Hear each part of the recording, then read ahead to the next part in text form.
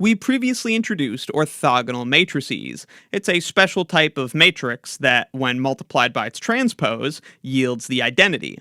In other words, an orthogonal matrix is a matrix whose inverse is its transpose. I'll leave a link in the description to the video where we go over those. We also went over some examples of orthogonal matrices, such as the standard matrix for reflection and the standard matrix for a rotation. And in this video, we're going to talk about rotations a lot more. The idea is that if we take the xy plane, which we can imagine as being created by two unit basis vectors on the x-axis and the y-axis, if we take these axes and then we rotate them counterclockwise, then we've also rotated those basis vectors. But even after rotation, they're still unit vectors and they're still orthogonal to each other. So in that way, we transition from one set of orthonormal basis vectors to a new set of orthonormal basis vectors. The transition matrix involved in a transition like that has to be an orthogonal matrix, which this theorem tells us. I'll leave a link in the description to a separate video where we prove this theorem. For now, let's read it.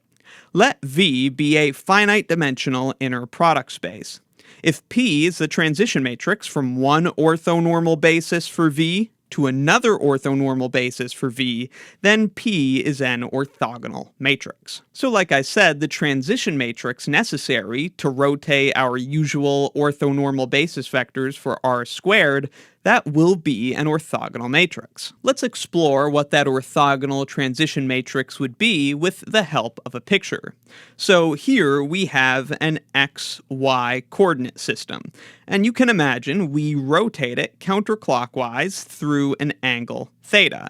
That gives us this new x prime, y prime coordinate system. And keep in mind, we're not rotating the points or the vectors in the space, we're just rotating the axes. And so we might ask, how do we express, for example, this point Q in terms of the new rotated basis vectors?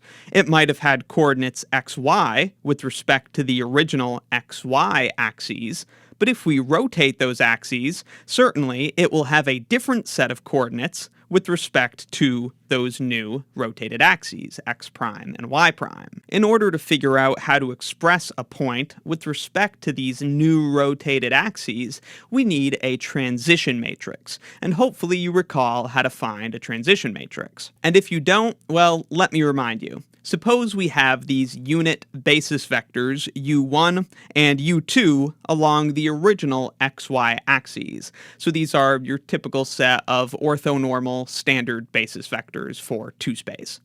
And then after the rotation of the axes, we have these new basis vectors, u1 prime and u2 prime. They're orthogonal to each other, and they also have lengths of 1. Then the coordinates x prime, y prime of a vector after the rotation of the axes can be found by taking our transition matrix and multiplying it by the original coordinates of the vector. So we're looking for this transition matrix P from the old basis, u1, u2, to the new basis, u1 prime, u2 prime, that's with respect to that new set of rotated axes. And what is that transition matrix P? Well, it's this. It's the matrix whose columns consist of the old basis vectors with respect to the new basis, u1 with respect to the basis b prime, u2 with respect to the new basis b prime. So we need to express the old basis vectors in terms of the new bases, and then we can use those as the columns for our transition matrix. Expressing the old basis vectors in terms of the new basis just takes a little bit of trigonometry. Looking at u1 first, for example, we have to ask how much of u1 prime do we need? How much do we have to go in that direction? And how much of u2 prime do we need? How much do we have to go in this vertical direction? Clearly, the amount of u1 prime is positive, and the amount of u2 prime is negative to express this basis vector u1. But let's break out some trig to see exactly what it is. In the direction of u1 prime, we have to travel cosine theta. Theta is the angle that we've rotated the axes through, and cosine theta is adjacent over hypotenuse. Adjacent over hypotenuse. And remember, the hypotenuse is this unit vector u1 from the original basis. So if we take cosine theta, we're really just going to get that adjacent side that we're looking for. That tells us the horizontal distance, or the distance along the x prime axis, or more specifically, the amount of u1 prime that we need to express u1. As for the amount of u2 prime that we need, that's negative sine theta, because sine theta is opposite over hypotenuse. And again, the hypotenuse has a length of 1, so that's just going to capture this negative vertical distance that we need. So there's the original basis vector u1 with respect to the new basis b prime. We have cosine theta, that's how far along x prime we need to travel, and negative sine theta, that's how far along y prime we need to travel. So that's the old basis vector u1 in terms of the new basis. We can do a similar thing for u2. How far along in the horizontal x prime direction do we need to go for u2? Well, that's sine theta. We're looking at this triangle right now, because sine theta is going to be opposite over hypotenuse.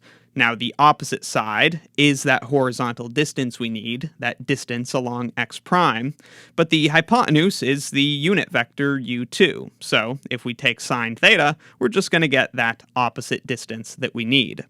As for the vertical distance, the distance along y prime, that's just going to be cosine theta, because cosine theta is adjacent over hypotenuse. So it's just going to be this adjacent distance that we need. So there's u2 in terms of the new basis. Sine theta, that's the horizontal x prime distance, and cosine theta, that's the vertical y prime distance. And now we can build our transition matrix P using these as the column vectors, the old basis vectors with respect to the new basis. That's how we build the transition matrix. So using those re-expressed basis vectors, we make this transition matrix P. Thus, the new coordinates of any vector with respect to these rotated axes can be found by multiplying that transition matrix by the original coordinates x and y. Doing the multiplication gives us this set of equations, which are sometimes called the rotation equations for r squared. You might also notice that this transition matrix for a rotation of the axes through an angle theta is actually the same as the transition matrix for rotation of all of the vectors in r squared through an angle of negative theta. Because, for example, looking back at this picture with the point Q, look at how Q is in relation to the new axes after that rotation. If instead of rotating the axes counterclockwise through theta, we had rotated Q through an angle of negative theta, it would be, around down here, and it would look just like it did after the rotation of the axes with respect to the unrotated axes. So that transition matrix of rotating the axes through an angle theta, that's just like rotating the points or vectors in the space through an angle of negative theta. Walking through a quick example, let's say we want to find the new coordinates of the point 2, 1 after rotating the xy coordinate system counterclockwise through the angle pi over 3. So the original coordinates are 2, 1.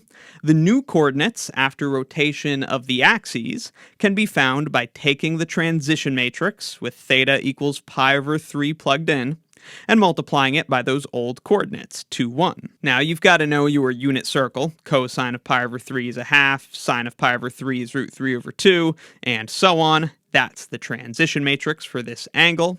And then we just do the multiplication. So we end up getting 1 plus root 3 over 2, and then we have negative root 3 plus 1/2. So without moving this point Q at all, if we had rotated the axes through an angle of pi over 3, we could express the point Q in terms of those new axes with this vector. Again, we're rotating the axes, not the points. So in terms of the old axes, these are the coordinates of Q, but in terms of the new axes, these would be the coordinates of Q, but the point Q is in the same exact place. We can actually apply everything we just did to a rotation in 3 space as well. Imagine we have our x, y, z coordinate system, and then we keep the z-axis fixed but rotate about the z-axis counterclockwise. So the x-axis gets rotated and the y-axis gets rotated, but they're rotating around the z-axis, which is held fixed. The transition matrix for this rotation of axes looks like this. This top part is the same exact transition matrix that we had before, which shouldn't be surprising because in this situation, it's only the x and y axes which are being rotated. The z-axis is held fixed. The unit vector along the x-axis and the unit vector along the y-axis both have to get changed in the same way as before, and we're not changing the fact that they have z-coordinates of 0.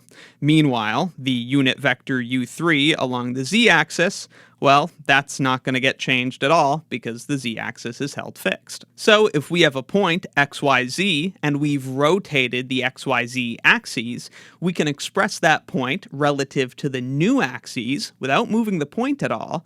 We can express it with respect to those new axes by taking those old coordinates and multiplying it by this transition matrix. Then, these are the rotation equations for r cubed. Let's go ahead and do a quick example. Suppose we want to find the new coordinates of the point -2, 1, 3 after rotating the xyz coordinate system counterclockwise around its z-axis through an angle of pi/4. Then, the original point has coordinates -2, 1, 3, so we're going to multiply this by the transition matrix for a rotation about the z-axis, and we're plugging in theta equals pi/4. Again, you've got to know your unit circle. We can replace all of those with their known values, √2/2 and -√2/2 in the case of the negative sign there.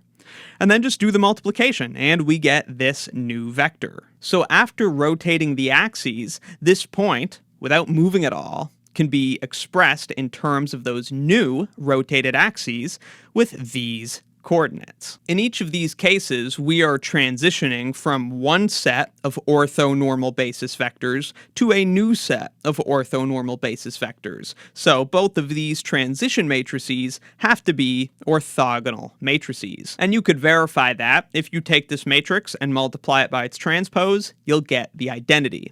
If you take this matrix and multiply it by its transpose, you'll also get the identity. They are orthogonal matrices. So those are a couple of examples of transitions between orthonormal bases with rotations of axes. Let me know in the comments if you have any questions, and be sure to check out my linear algebra course and linear algebra exercises playlists in the description for more. If you find my videos helpful, please consider supporting what I do by joining Wrath of Math as a channel member. You can get early and exclusive access to select videos, and if you join at the premium tier or above, you can access the lecture notes used in this course.